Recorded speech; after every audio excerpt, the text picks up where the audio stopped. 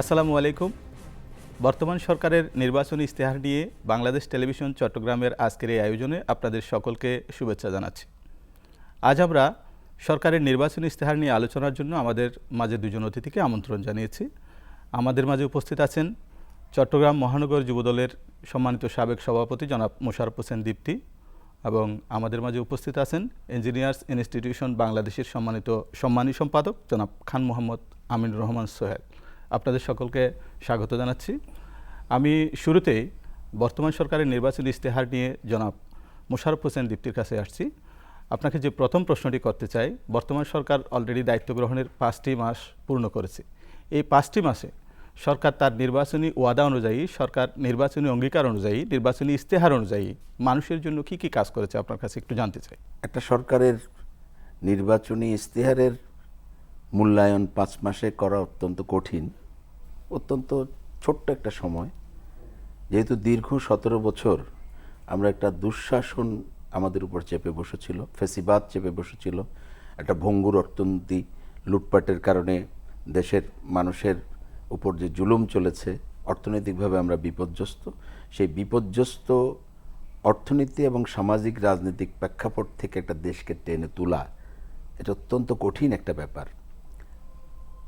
কিন্তু আমরা লক্ষ্য করলাম, আমরা আজকের বাংলাদেশের যিনি প্রধানমন্ত্রী, উনি 17 বছর নির্যাতনের শিকার হয়ে বাংলাদেশের মাটিতে যেদিন পা রেখেছিলেন, এই মাটিকে শপথ করে উনি বলেছিলেন, I have a plan, we have a plan.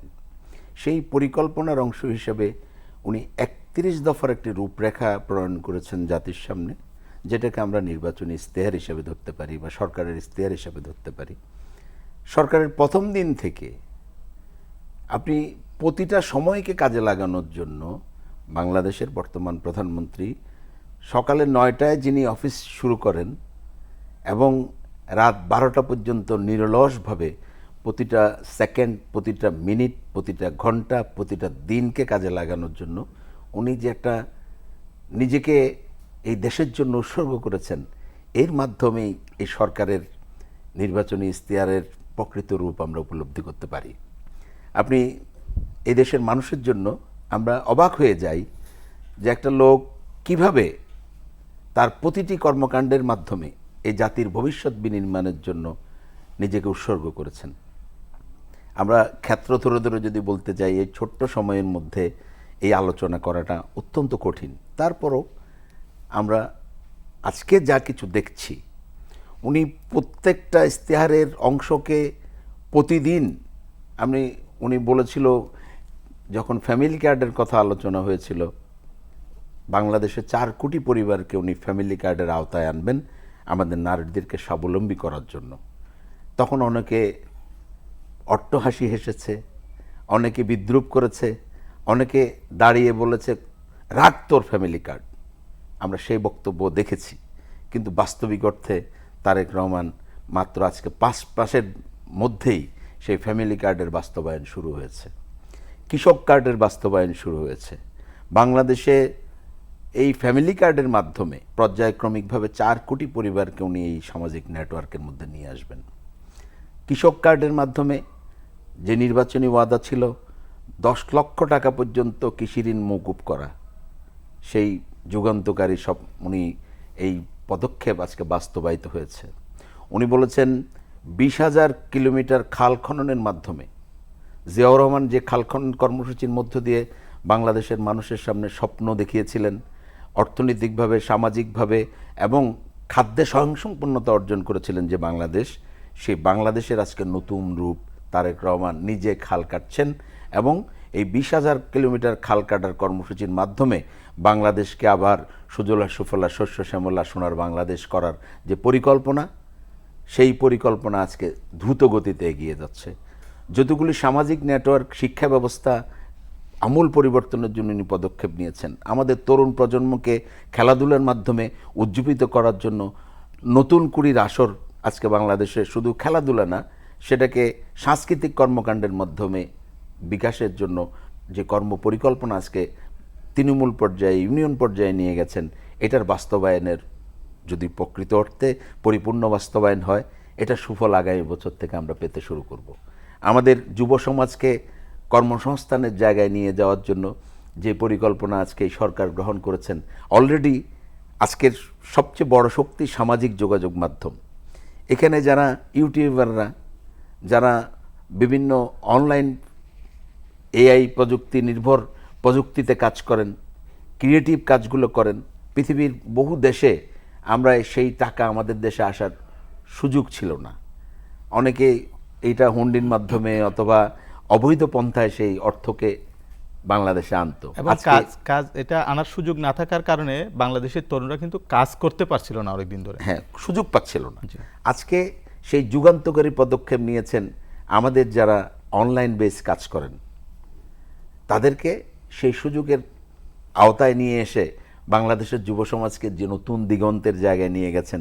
আপনি শুনে খুশি হবেন যে 10 লক্ষ টাকা পর্যন্ত জামানতবিহীন সুদবিহীন জামানতবিহীন এবং সুদমুক্ত ঋণ দেওয়ার আজকে পরিকল্পনা নিয়েছেন। আমাদের ছাত্রদের জন্য যে যুগান্তকারী পরিবর্তন হয়েছে, বিদেশে উচ্চশিক্ষার জন্য অনেকে টাকার অভাবে অনেক মেধাবীরা ঝরে যায়, তাদের উচ্চশিক্ষার ক্ষেত্রে 10 লক্ষ টাকা পর্যন্ত সরকার জামানতের ব্যবস্থা করেছেন।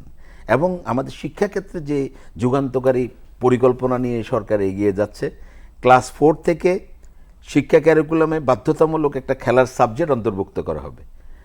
এর মাধ্যমে আমাদের যেই জায়গা থেকে যার মেধা আছে, কেউ ফুটবলার হবে, কেউ ক্রিকেটার হবে, কেউ যেখানে পারদর্শী, সেখানে তার জীবনের শুরু থেকে সে পারদর্শিতা অর্জন করার সুযোগ তৈরি হবে।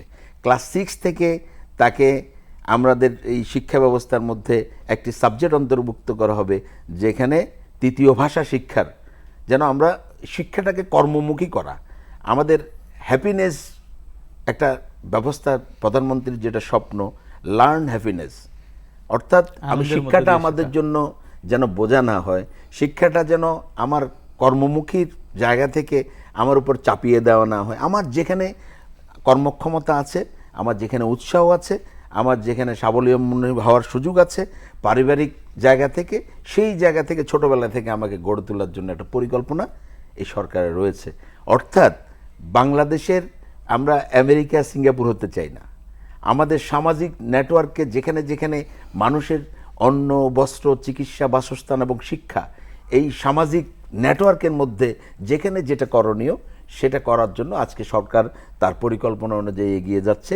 ইনশাআল্লাহ আল্লাহ যেন তারেক রহমানকে কবুল করেন, আল্লাহ যেন তারেক রহমানকে হায়াতে তৈয়বা দান করেন, এবং উনার নেতৃত্বে আমরা হয়তো প্রস্তুত না, আমাদের প্রশাসন হয়তো প্রস্তুত না, কিন্তু তারেক রহমান তার পরিকল্পনা বাস্তবায়নের জন্য প্রতিটা মিনিটকে কাজে লাগানোর যে পরিকল্পনা করছেন, ইনশাআল্লাহ আল্লাহ সহায় থাকলে, আল্লাহর রহমত যদি আমাদের উপর থাকে, ইনশাআল্লাহ এই বাংলাদেশ পৃথিবীর মানচিত্রে গর্বের জায়গায় ইনশাআল্লাহ আমরা দেখব।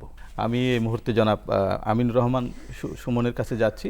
আপনাকে যে প্রশ্নটি করতে চাই সেটি হচ্ছে যে পরিকল্পিত আবাসন, যদি আমাদের ঘরটা যদি সুন্দর না হয়, পরিকল্পিত না হয়, তাহলে আমরা কেউ সুখে থাকতে পারবো না। জনাব মোশাররফ হোসেন দীপ্তি যেভাবে বললেন যে আমরা সুখের অর্থনীতি চাই, এই সুখের অর্থনীতির জন্য যদি আমরা পরিকল্পিত আবাসন ব্যবস্থা গড়ে তুলতে চাই, সেক্ষেত্রে সরকারের নির্বাচনী ইস্তেহারে কি আছে এবং কি করা উচিত? নির্বাচনের 5 মাস পরে যদিও একটা মূল্যায়ন করার সঠিক সময় নয়, তারপরেও মর্নিং শোজ দ্য ডেজ আমরা দেখতে পাচ্ছি যে এই ধরনের প্রধানমন্ত্রী আমরা কে কবে চিন্তা করেছিলাম যে এই রকমের একটা প্রধানমন্ত্রী বাংলাদেশে আসবেন, যিনি কোনো বিলবোর্ডে ওনার পোস্টারকে দেখতে চান না। উনি যারা মোসাহেব যারা, তাদেরকে প্রশ্রয় না দিয়ে উনি জনগণের জন্য কাজ করে যাচ্ছেন নিরলসভাবে। তারই ধারাবাহিকতায় দেশের আবাসন সমস্যার সমাধানের জন্য বিভিন্ন কর্মসূচি গ্রহণ করেছেন। কিন্তু আমাদের প্রথম জানতে হবে যে সংবিধান স্বীকৃত একটি মৌলিক অধিকার হচ্ছে আবাসনের সমস্যার সমাধান, এবং এই সমস্যার সমাধানের জন্য সরকার ইতিমধ্যে প্রায় 1 লক্ষ ফ্ল্যাট নির্মাণ করবেন ঢাকার অদূরে গাজীপুরে এবং বিভিন্ন বিভাগীয় শহরগুলোতে। তার জন্য ফিজিবিলিটি স্টাডি করা শুরু হয়েছে, এবং আপনারা জানেন আমাদের দেশটা খুব বেশি ধনী দেশ না, আমাদের বিভিন্ন প্রতিকূলতা আছে, তারপরেও সরকার চেষ্টা করে যাচ্ছে নিম্নবিত্ত মানুষের জন্য আবাসন সমস্যার সমাধান করার জন্য। এক্ষেত্রে সরকার আরও যে সকল পদক্ষেপ নিতে পারে আমি মনে করি সেগুলো হচ্ছে আবাসনটাকে শুধু ধনী মানুষের মধ্যে না রেখে মধ্যবিত্তর জন্য আবাসন করা, নিম্ন মধ্যবিত্তর জন্য সরকার ভর্তুকি দিয়ে যদি গৃহ নির্মাণ অথবা ফ্ল্যাট ক্রয়ের ব্যবস্থা করে দেন, তাহলে এটা জনগণের জন্য খুব কাজে আসবে। এবং সরকার ইতিমধ্যে এই ব্যবস্থাগুলো গ্রহণ করেছেন। স্বল্প সুদে ঋণ দিবে, অথবা আপনার ভাড়া ভিত্তিক একটা মানুষ যদি একটা ফ্ল্যাটে ভাড়ার টাকা দিয়ে সে যদি ফ্ল্যাটের মালিক হতে পারে, তাহলে আবাসন সমস্যা অনেকটাই সমাধান করা যাবে বলে আমি মনে করি। এবং সরকার এটা নিয়ে ফিজিবিলিটি স্টাডি করছে। আমাদের দেশ যেহেতু প্রায় 18 কোটি জনসংখ্যার বা তার অধিক জনসংখ্যার দেশ, এই সামান্য ভূখণ্ডে আমাদের যদি এত মানুষের অ্যাকোমোডেশন প্রবলেম সলভ করতে যাই, তাহলে আমাদের বিজ্ঞান ভিত্তিক সমাজ ব্যবস্থা গ্রহণ করতে হবে এবং আমাদেরকে ভার্টিক্যালি এক্সটেন্ড করতে হবে। আমাদের দেশে যেমন নিম্নবিত্ত মানুষদের জন্য হাই রাইজ বিল্ডিং নির্মাণ করে সেখানে তাদের আবাসনের সমস্যার সমাধান করতে হবে।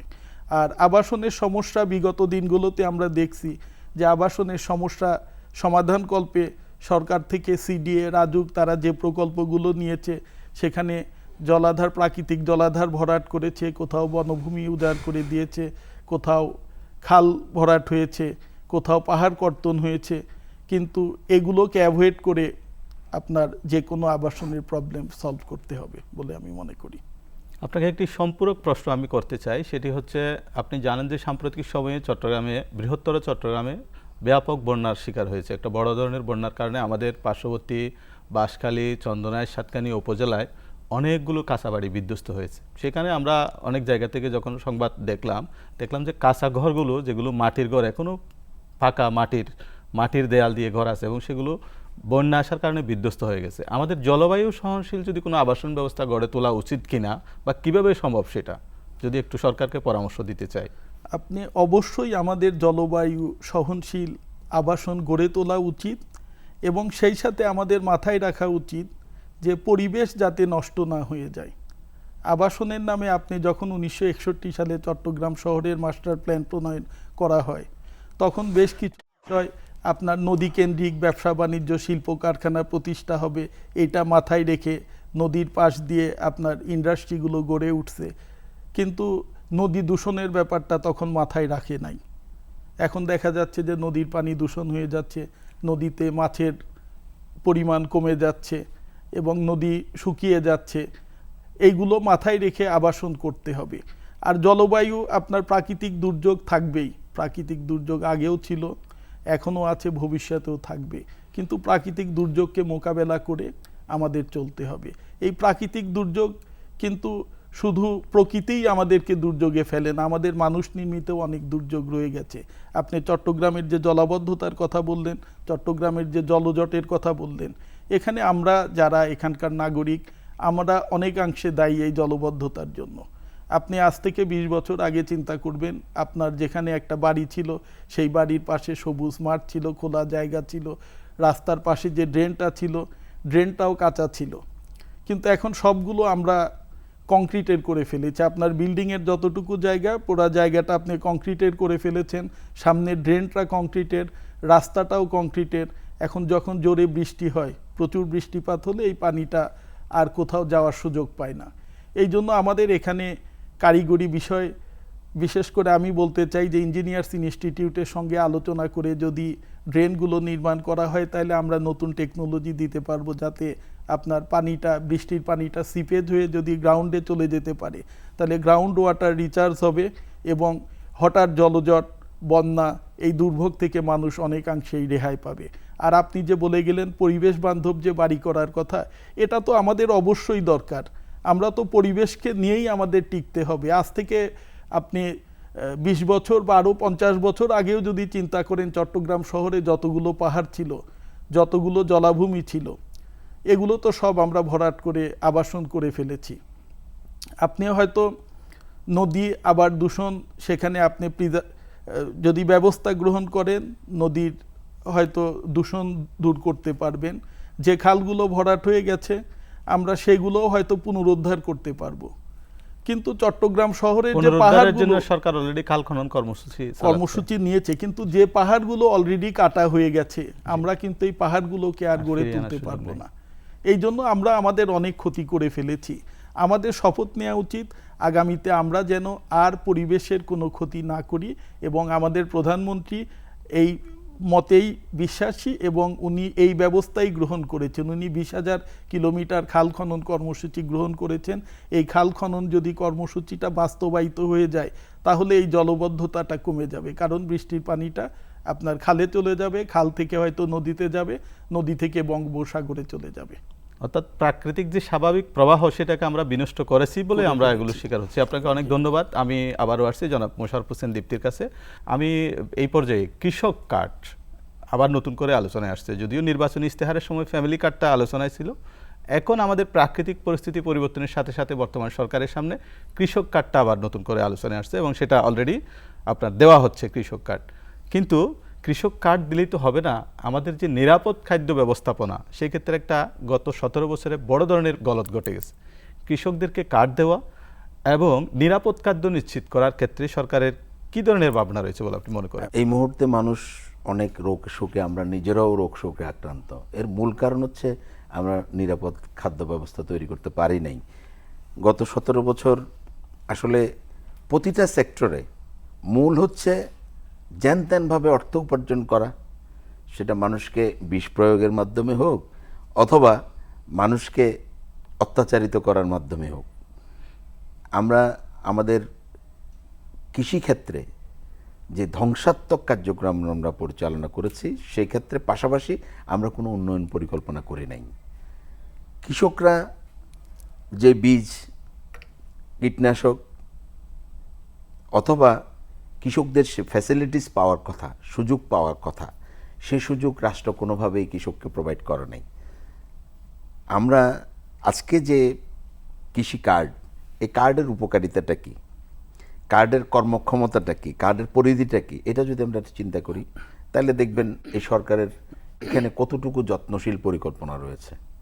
আপনি আমাদের মাননীয় প্রধানমন্ত্রী কয়েকদিন আগে একজন কিছু বিজ্ঞানীদের সাথে কথা বলেছেন যারা কৃষি বিজ্ঞানী, তাদের মাধ্যমে উনি একটা মডেল উপস্থাপন করার চেষ্টা করছেন এআই নির্ভর কৃষি ব্যবস্থা, যেখানে কতটুকু সার দরকার, আমাদের যে মাটি তার উর্বরা শক্তিতে কতটুকু সার প্রয়োগ করা যাবে, অথবা প্রাকৃতিক উপায়ে জৈব সারের ব্যবহারের মাধ্যমে আমরা এই সমস্যার সমাধান করতে পারি কিনা এবং এই নিরাপদ খাদ্যের ব্যবস্থা আমরা করতে পারি কিনা সেইটা পর্যালোচনা করছেন।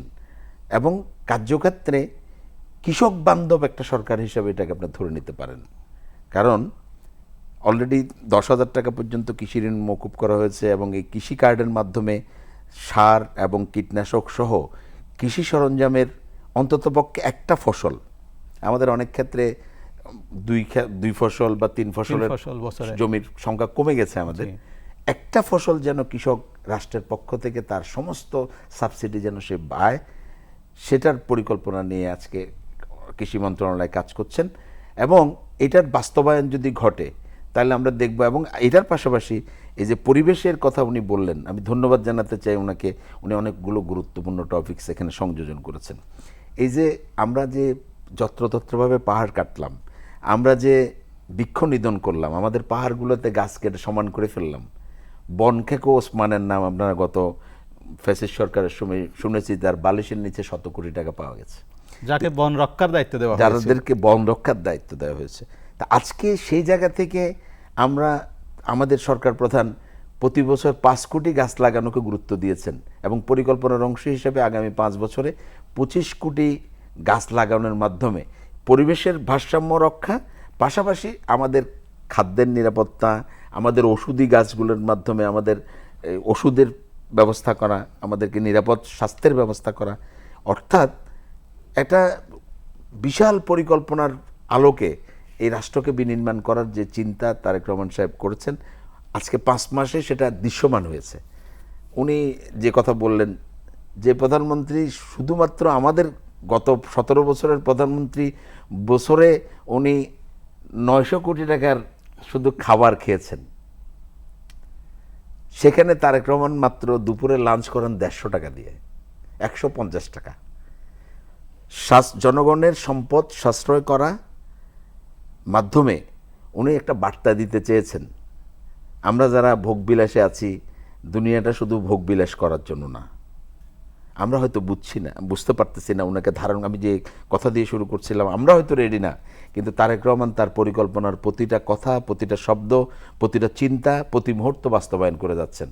আগে প্রধানমন্ত্রীর দপ্তরের পিছনে অথবা সংসদের দপ্তরের পিছনে অনেকের ছবি সম্বলিত বাপদাদার ছবি শোভা পেত। আজকে সেখানে লা ইলাহা ইল্লাল্লাহু মুহাম্মাদুর রাসূলুল্লাহ সাল্লাল্লাহু আলাইহি সাল্লাম কলমা সংযোজন করা হয়েছে। অর্থাৎ আমাদের চিন্তায় আল্লাহর ভয়, আমাদের চিন্তায় সততা, আমাদের চিন্তায় দুর্নীতিমুক্ত রাষ্ট্র প্রতিষ্ঠা করা, এগুলির যে একটা বিরাট পরিকল্পনা নিয়ে এগিয়ে যাচ্ছেন। আমাদের সকলের উচিত এই 18 কোটি মানুষকে তার চিন্তার সাথে সংযুক্ত করা। এখানে প্রত্যেক পেশাজীবীরা যার যার স্ব ক্ষেত্রে সেভাবে আমাদেরকে প্রস্তুতি নিতে হবে, সেভাবে আমাদেরকে মানসিকভাবে প্রস্তুত যদি আমরা করতে পারি, ইনশাআল্লাহ আমাদের এই সরকারের নির্বাচনী ইশতেহারের প্রতিটা শব্দ আমরা বাস্তবায়ন করতে পারবো। সেজন্য আমাদেরকে দুর্নীতিকে না করতে হবে, আমাদেরকে মাদকাসক্তিকে না করতে হবে, আমাদের যুবশক্তিকে মাদকাসক্তি থেকে দূরে রাখতে হবে।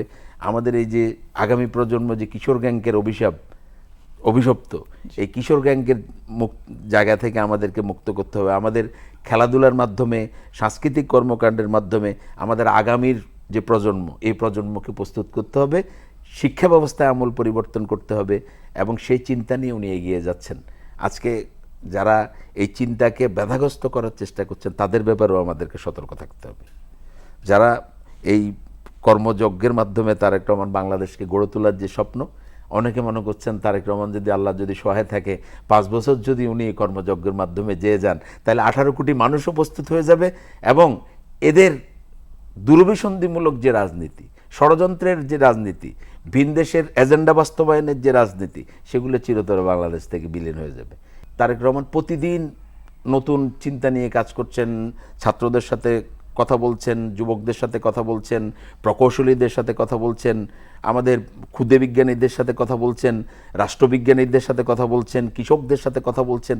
অর্থাৎ সকলের চিন্তাটাকে এই 31 দফার আলোকে ওদের ছোট্ট ছোট্ট প্রচেষ্টাগুলোকে যদি আমরা সম্মিলিত করি, সংযোজন করি, তাহলে এই চিন্তাটা আরও সমৃদ্ধ হবে। অর্থাৎ আমি যে কথা দিয়ে বুঝাতে চেয়েছি, শুধু ইশতেহার না, এই 18 কোটি মানুষকে এই ইশতেহারের সাথে সম্পর্কিত করা, সংযোজিত করা, রাষ্ট্রচিন্তার সাথে সংযোজিত করার মাধ্যমেই ইনশাআল্লাহ তারেক রহমান সফল হবেন। কয়েকদিন আগে হয়তো খেয়াল করেছেন, একটি কোম্পানির 3টি পাউরুটি এবং কেক নিষিদ্ধ করা হয়েছে, বাজার থেকে প্রত্যাহারের কথা বলা হয়েছে।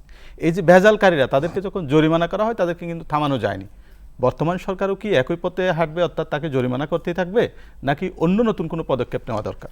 অবশ্যই, অর্থাৎ রাষ্ট্রচিন্তার সাথে যারাই জনগণকে ক্ষতিগ্রস্ত করার চিন্তা করবে, তাদের ব্যাপারে কঠোর থেকে কঠোর হতে হবে। আপনারা অলরেডি দেখেছেন মাদক ব্যবসায়ীদের ব্যাপারে মৃত্যুদণ্ডের বিধান করা হয়েছে।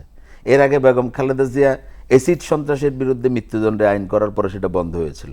আজকেও যেই মাদকের ব্যাপারে যেমনিভাবে করেছেন, ভেজাল খাদ্যের ব্যাপারেও কঠোর থেকে কঠোর নতুন প্রয়োজনে নতুন আইন সংযোজনের মাধ্যমে তাদেরকে এই জনগণকে ক্ষতিকারক জায়গা থেকে রক্ষা করতে হবে।